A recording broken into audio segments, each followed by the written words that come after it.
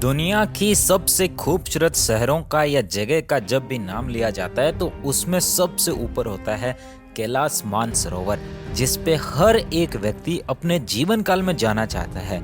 और यही मौका मिला मुझे वहां जाने का। इस जगह की जो वाइब्रेशन थी, इस जगह का जो आनंद था, उसको शब्दों से बताना बहुत मुश्किल है दोस्तों। नमस्कार, मैं हूं आपका दोस्त निरंजन और आज जा रहा हूं मैं चाइना से सीधा कैलाश मानसरोवर की यात्रा में। कैलाश मानसरोवर तक पहुंचने के 3 रास्ते हैं। आप चाइना के रास्ते, नेपाल के रास्ते या फिर भारत के रास्ते मानसरोवर तक के दर्शन कर सकते हो। यहाँ तक जाने के लिए मैंने चाइना से जाना उचित समझा, क्योंकि मुझे चाइना में रहते हुए आज एक लंबा समय हो चुका है और मैं इस यात्रा में जाने के लिए बहुत प्रयास कर रहा था। आखिरकार मुझे वहाँ पहुँचने का मौका मिला और मुझे इसके लिए जाना पड़ेगा चीन की राष्ट्रीय राजधानी बीजिंग के लिए, क्योंकि वहीं से एक ग्रुप है जिसके अंदर मैं यहाँ तक की यात्रा करूंगा। और यात्रा के अंदर बहुत सारी डिफिकल्टीज भी आती है और बहुत सारे पेपर वर्क भी आपको करने पड़ते हैं। वेदर की कंडीशन भी देखनी होती है और अंदर से जो उत्साह होती है और जो लालसा होती है, उसकी वजह से लगातार 2 रात तक मैं बढ़िया से सो ही नहीं पाया। मैं अंदर से उत्तेजित था, अंदर से उत्साहित था कि कैसा वहाँ का एनवायरनमेंट होगा और क्या वहाँ का ऑरा होगा। जैसे ही मैं यहाँ बीजिंग पहुँचा, पूरा वेदर बदल गया, क्योंकि ग्वांगझो में थोड़ा बारिश का सीजन था और यहाँ बीजिंग का वेदर बहुत खूबसूरत था। प्रणाम सभी को।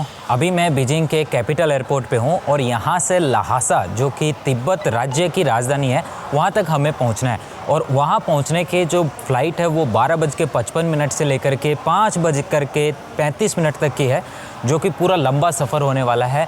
इस वजह से कई चीज़ें जो है अभी हमारे दिमाग में भी आ रही है कि आखिरकार सफ़र कैसा होगा और बाहर का व्यू कैसा आएगा।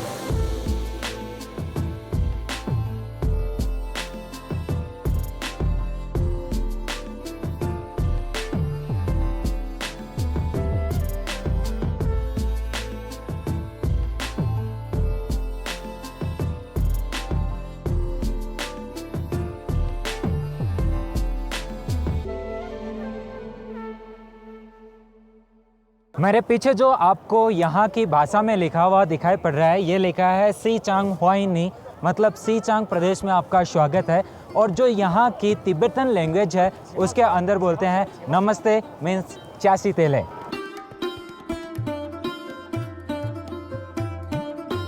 इसके बाद हमें बस में बैठ करके होटल तक पहुंचना था, जो कि ल्हासा शहर के अंदर है। होटल और एयरपोर्ट की दूरी लगभग 65 किलोमीटर है, जिसमें लगभग 1 घंटे का टाइम लगना था।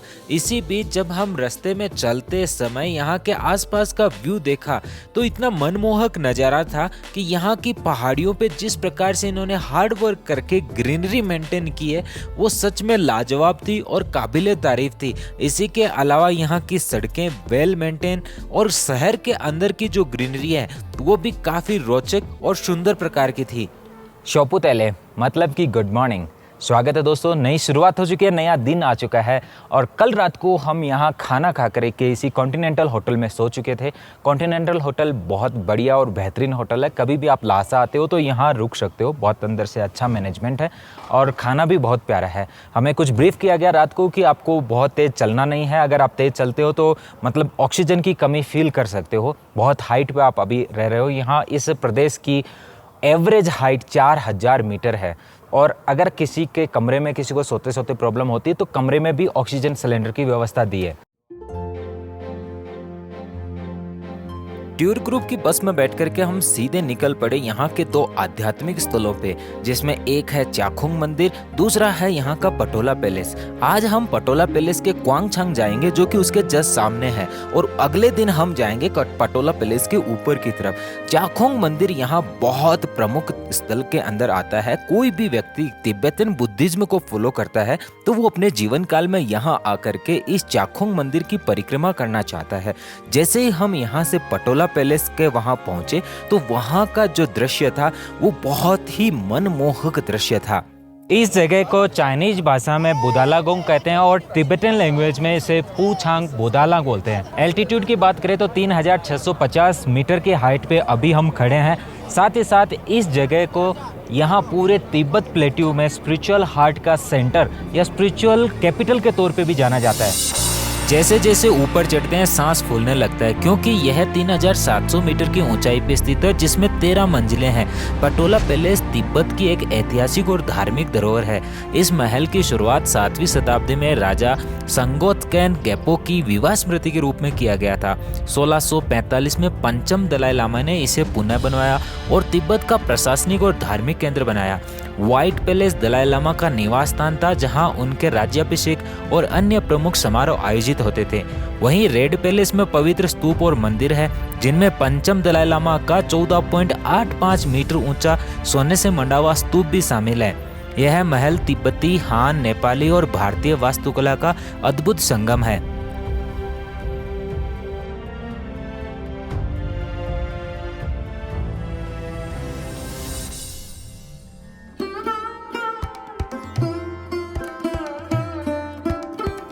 जोखांग मंदिर बौद्ध धर्म का सबसे पवित्र तीर्थ स्थल है, जो कि पटोला पैलेस से महज 1.4 किलोमीटर दूर है। इसका निर्माण 7वीं शताब्दी में हुआ था।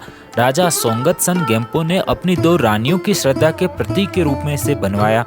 यह मंदिर वास्तुकला की दृष्टि से अद्भुत है, जिसमें भारतीय, तिब्बती, नेपाली और चीनी शैलियों का संगम है। यहाँ स्थित शाक्य मुनि की मूर्ति भगवान बुद्ध की युवावस्था की एक अत्यंत पवित्र प्रतिमा मानी जाती है। यह प्रतिमा चीनी राजकुमारी वैनचेंग द्वारा तिब्बत लाई गई थी और आज भी भक्त इसे गहरे आदर के साथ पूजते हैं। हर साल दूर दराज से हजारों श्रद्धालु जोखांग मंदिर में दर्शन के लिए पैदल यात्रा करते हैं। यह मंदिर तिब्बती आस्था, संस्कृति और आध्यात्मिकता का जीवंत प्रतीक है और इसके चारों ओर फैली बारकर स्ट्रीट एक जीवंत परिक्रमा मार्ग है, जहां धर्म, परंपरा और जीवन एक साथ चलते हैं।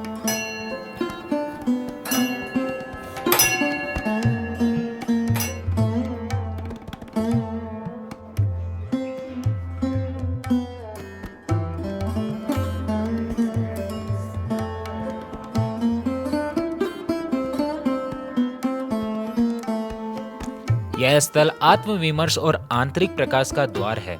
इस स्थान की ऊर्जा हृदय को स्पर्श करती है।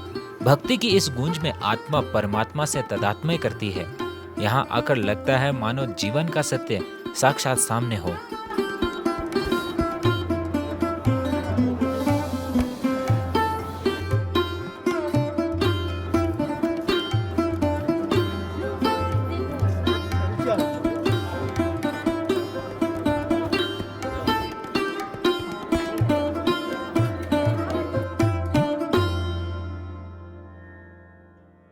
अभी मैं लहासा के रेलवे स्टेशन पे खड़ा हूँ और मेरे पीछे जो आपको ट्रेन दिखाई पड़ रही है, इसी के अंदर बैठ कर के हम 1 बजे यहाँ से रुखाज नामक स्थान पे जाएंगे। जैसे अगर आप इंग्लिश में टाइप करोगे तो XIKAZE आता है, जैसे सिखाज बोलते हैं इंग्लिश में। बाकी वहाँ पे बहुत ही खूबसूरत एक मोनेस्ट्री है, वहाँ के लिए हम चल रहे हैं। नी हाओ, शीशे हाँ सिंह।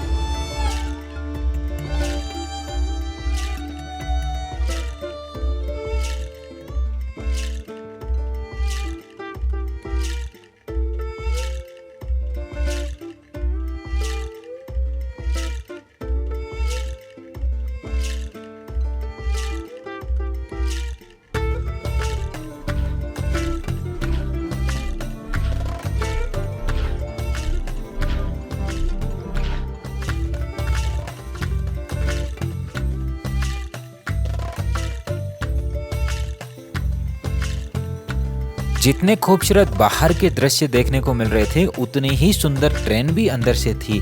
साथ ही साथ सफाई बहुत अच्छी मेंटेन थी। एवरेज स्पीड इसकी 120 किलोमीटर प्रति घंटा चल रही थी। साथ ही साथ यहाँ पे जो ट्रेन रिप्रेजेंटेटिव हमें थी, उन्होंने बताया कि ट्रेन के अंदर ऑक्सीजन की सप्लाई भी है। अगर किसी व्यक्ति को हाई एल्टीट्यूड पे होने की वजह से ऑक्सीजन की कमी फील होती है, तो वो यहाँ ट्रेन में ही अपनी कुर्सी के नीचे से ऑक्सीजन सप्लाई को चालू करके यूज कर सकते हैं। साथ ही साथ हमने उनसे कुछ यहाँ की तिब्बतन लैंग्वेज सीखने का प्रयास किया। Hello. Where are you from? I'm from India. And you? Oh, I'm from Qinghai. Qinghai. You know? Ah, I know Qinghai. Do you know the Changyu, the Tibetan language? A little. Can you teach me? Yeah. Okay, then I want to ask how to say good morning. Shopa dele. Shopa tele. Shopa dele. Oh, wow, beautiful. How to say thank you? And you toast it. Toast. Toast it. Okay, and how to say hello, ni hao? Hello, 公康上。 Gong kan san. 对。 Wow, very beautiful. 有也非常棒，你也非常棒。 Thank you. बातों का सिलसिला चला ही था कि हमारा station आ गया और वहां से उतर के सीधा बस में बैठ करके हम निकल पड़े तासिल हुनपो मोनेस्ट्री के लिए। इस मोनेस्ट्री को 1447 में पहले दलाई लामा ने बनाया था। उसके बाद इसकी दिव्यता ऐसी बढ़ती गई कि आज हर पत्थर हर दीवार यहाँ शताब्दियों पुरानी प्रार्थनाएं कहती हैं। तासिल हुनपो मठ की घंटियां नहीं बजती, वे आत्मा को जागृत करती है। रिकाजी की शांत वादियों में मानो ईश्वर स्वयं मौन से मिलते हैं। इस स्थान की वायु में केवल ऑक्सीजन नहीं, दिव्यता भी घुली है। यहाँ आकर लगता है जैसे समय रुक गया हो और आत्मा अपने मूल में लौट आई है। मैत्रेय बुद्ध की दृष्टि में वह करुणा है जो शब्दों के परे है। यह तीर्थ नहीं, एक जीवंत ध्यान है जहाँ मानो सबसे ऊंची प्रार्थना है। इसके बाद हम निकल पड़े वहां से शाम को भोजन करने के लिए वही रिकाजा शहर के अंदर, जहाँ पे तिब्बतन शैली में एक रेस्टोरेंट है और उसी के साथ उन्होंने तिब्बतन सांस्कृतिक गतिविधियां भी वहां दिखाई।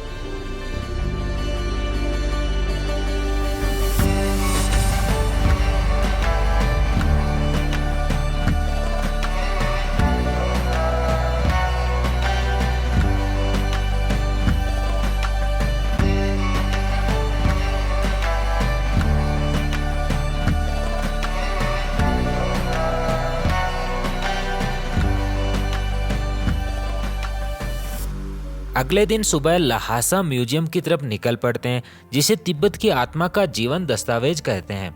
हर दीवार, हर कांच के पीछे रखी वस्तु एक कालखंड की गूंज सुनाती है। यहाँ रखा हर शिल्प, हर पोशाक तिब्बती संस्कृति की सदियों पुरानी गरिमा को संजोए हुए हैं। लहासा म्यूजियम में कदम रखते ही हम इतिहास की गहराई में उतरने लगते हैं। तिब्बती बौद्ध धर्म की दुर्लभ प्रतिमाएं यहाँ मौन में भी ध्यान और करुणा की शिक्षा देती है। यहाँ हर वस्तु एक कहानी है, संघर्ष की, श्रद्धा की और सांस्कृतिक अस्मिता की। जो समझना चाहता है तिब्बत को, उसे लहासा म्यूजियम की दीवारों से संवाद करना होगा। यह केवल कलाकृतियों का संग्रह नहीं, यह तिब्बती जीवन का सजीव प्रतिबिंब है। लहासा म्यूजियम में समय ठहर जाता है और आत्मा यात्रा पे निकल पड़ती है।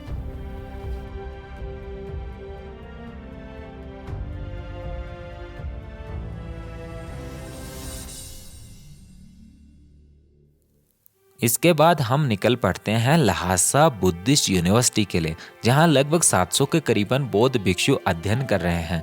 यहाँ धार्मिक शिक्षा तो उनको मिलती है, साथ ही साथ आधुनिक शिक्षा का भी ख्याल रखा जाता है। यहाँ यूनिवर्सिटी में रहने की व्यवस्था है। एक कमरे में 2 भिक्षु एक साथ रहते हैं। साथ ही साथ उनका भोजन, उनकी शिक्षा और उनके रहने की व्यवस्था बिल्कुल निःशुल्क होती है।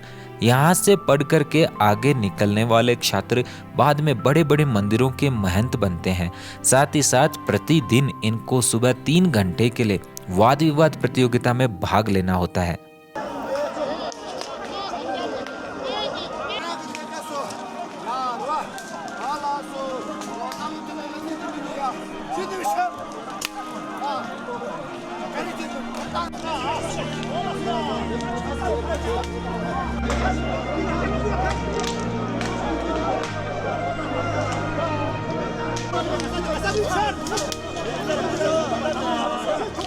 ये मेरा फर्स्ट टाइम है जिसके अंदर मैं यहाँ इस प्रकार की बुद्धिस्ट मोनेस्ट्री और बुद्धिस्ट यूनिवर्सिटी में आकर के ये जो डिबेट है उसको लाइव देख रहा हूँ। पहले मैंने इसे टीवी में देखा था, और अगर आप भी इस तरीके का रियल बुद्धिज्म जानना चाहते हैं तो मैं आपको ज़रूर कहूँगा कि आप एक बार किसी अच्छी मोनेस्ट्री और इस प्रकार की बेहतरीन किसी यूनिवर्सिटी में जाके ज़रूर ट्रैवल करिए। आपको जो चीज़ फील होगी वो यकीनन दूसरी जगह से अलग होगी। कैलाश मानसरोवर की ये यात्रा सचमुच मेरे लिए अद्वितीय और अविस्मरणीय रहने वाली है। लहासा शहर में इन जिन जगहों पे हम गए हैं, इन सभी का जो हिस्टोरिकली इफ़ेक्ट हम देखें ऐतिहासिक तौर पे और सांस्कृतिक तौर पे ये बहुत महत्वपूर्ण जगह थी। साथ ही जिस तरीके से मैंने इनको आपको दिखाने का प्रयास किया, मेरी तरफ से जितना अच्छा कर सकता था उतना अच्छा करने की कोशिश की। आपको अच्छा लगा है तो आप ज़रूर कमेंट में बताइएगा। साथ ही साथ कल सुबह हम लोग यहाँ लहासा से आली के लिए फ़्लाइट लेने वाले हैं, जिसके बाद में सीधा दर्शन होगा कैलाश मानसरोवर का। वहीं मानसरोवर झील है, राक्षस ताल है और कैलाश पर्वत भी वहीं देखने को मिलेगा। अगले एपिसोड में आपको पूरी डिटेल उसकी जानकारी की मिलेगी कि कैसे हम यहाँ से वहाँ तक पहुँचते हैं। और मैं आपसे रिक्वेस्ट करूँगा, अगर आप कभी भी कैलाश मानसरोवर की यात्रा में जाना चाहते हो या फिर इस तरीके से कभी भी इस सीचांग प्रदेश में आते हो, तो इन सभी जगहों पे जाइए, आपको बहुत अच्छा लगेगा। वीडियो देखने के लिए तहे दिल से आपका बहुत बहुत धन्यवाद। अच्छा लगा है तो अपना प्यार भरा कमेंट जरूर बताइएगा।